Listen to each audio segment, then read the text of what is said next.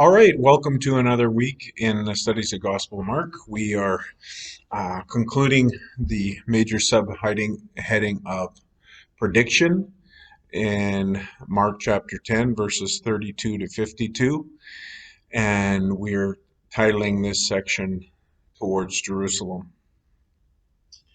Mark 10, verses 32 to 34, we see Jesus once again predicting his death. This is found in all of the synoptic gospels. In Matthew and Mark, Jesus and the context makes it clear that they're on their way to Jerusalem, but this is not mentioned in Luke, which is interesting because Luke, very much as he is highlighting this time in Jesus' life, talks very intentionally about him being on his way to Jerusalem.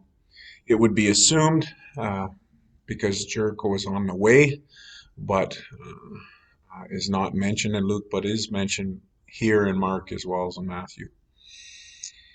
And the prediction he makes is that there is going to be a betrayal into the hands of religious authorities, that he will be condemned to death, that he'd be handed over to the Gentiles, that he would be mocked, that he would be spat on, that he would be flogged, that he would be killed, and then 3 days raised from the dead. And of course, for anyone who's familiar with the story, it's clear that all of these things did in fact take place. So it's the clearest, most detailed prediction of what is to happen. But once again, we see that the disciples don't understand what Jesus is talking about. In fact, in Luke, it explicitly says that they were kept from understanding this. But clearly they did not understand, because if we follow the next section in Mark 10:35 to 45, we have the argument over who sits on the left and right hand of Jesus. James and John, not understanding what Jesus is saying about the trials that the Messiah has to go through, they want him to grant a request. And when Jesus asks them what it is, they say they want to sit at the right and left hand of Jesus, which is really a symbolic statement of power. They want to be Jesus' left and right hand man, we would say in Canada. There's many different ways of saying this. In Matthew, it's actually interesting because the mother is introduced. The mother of James and John is the one who makes this request on behalf of her boys.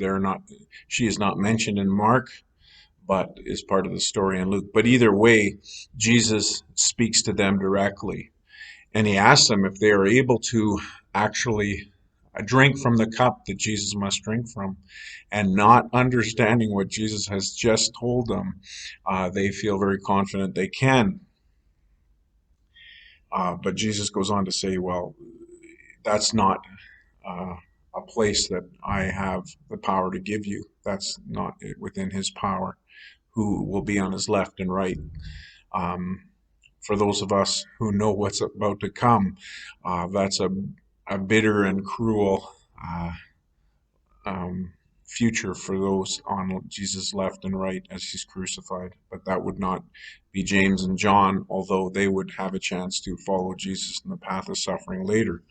But anyway, the 10, when they hear this, are indignant. And they're not indignant because they understand Jesus' concept of power. They're indignant because they want to be at Jesus' left and right. And they think it's unfair that they should be petitioning to have those places. So Jesus uses this moment to teach the importance of a servant heart. He's already addressed this previously, but he discusses this again, that what he wants to focus on is, if you want to be great in the kingdom, if you want to be the first, you have to be a servant of all. And if you want to be first, you need to be last. And he goes on to say that even the Son of Man, referring to himself, came not to be served, but to serve. And so this is in stark contrast with what the disciples are thinking is going to happen when they get to Jerusalem. So the final section in this prediction heading and in the end of this chapter is the healing of blind Bartimaeus. This is also found in Luke and Matthew, but it's only in Mark where Bartimaeus' name is actually mentioned. In Luke, he's unnamed. In Matthew, there are actually two blind men.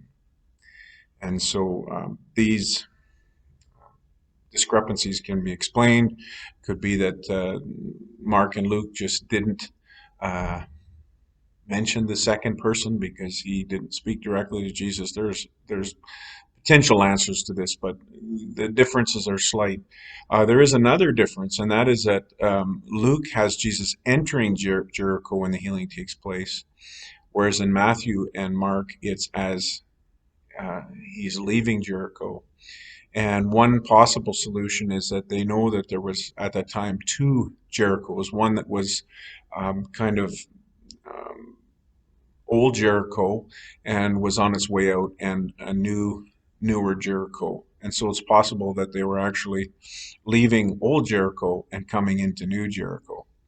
But that's just one theory.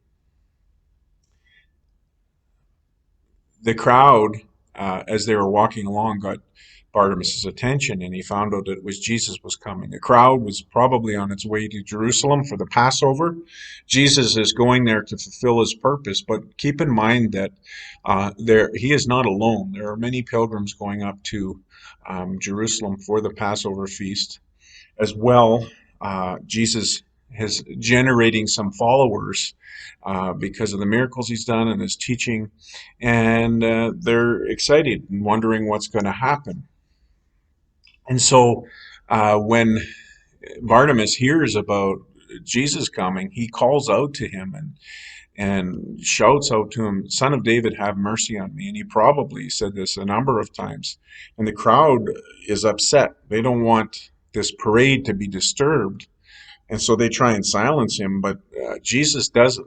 Jesus instead hears him, asks him what he wants, and when he says he wants to see, Jesus heals him.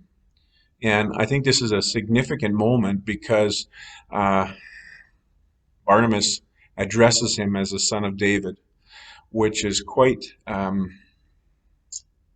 appropriate as the son of David, the king, is coming to his city. And while I'm sure Bartimaeus, like the rest of the disciples, did not know fully what was meant by this title, it is speaking the truth that here is the Son of David coming towards Jerusalem, and so this marks a turning point in the Gospel of Mark, as we will see next week with the beginning of the Passion and the triumphal entry into Jerusalem. That's all for this week. Take care, and we'll see you next week. I'm Pastor Doug, and glad to share this time with you.